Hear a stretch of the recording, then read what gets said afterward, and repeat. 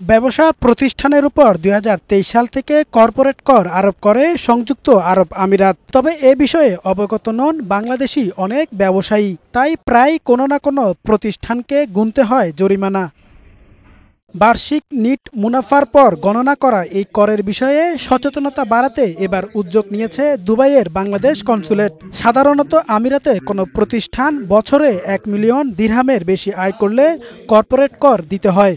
সেমিনারে বিভিন্ন সেক্টরের ব্যবসায়ী প্রতিনিধিরা অংশ নেন। প্রবাসী ব্যবসায়ীদের কাছে তুলে ধরা হয় কর্পোরেট করের খুঁটিনাটি বিষয়ও। আমরা ব্যবসায়ীদের কাছ থেকে তারা এই ধরনের ট্যাক্স নিয়ে যে সমস্ত সমস্যা পড়েন সেই সমস্ত সমস্যাগুলো শুনেছি এবং সেই সমস্যা তাৎক্ষণিক আমরা কিছু সমাধান দেওয়ার চেষ্টা করেছি।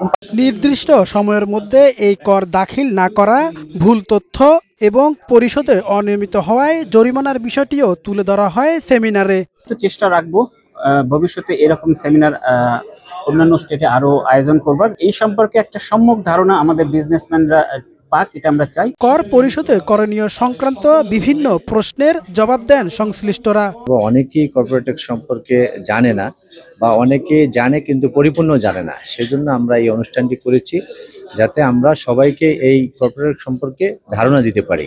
প্রবাসী ব্যবসায়ীদের সহযোগিতায় এমন আয়োজন অব্যাহত রাখার আহ্বান জানান সেমিনারে অংশ নেয়া ব্যবসায়ীরা। কামাল উদ্দিন, বৈশাখী সংবাদ।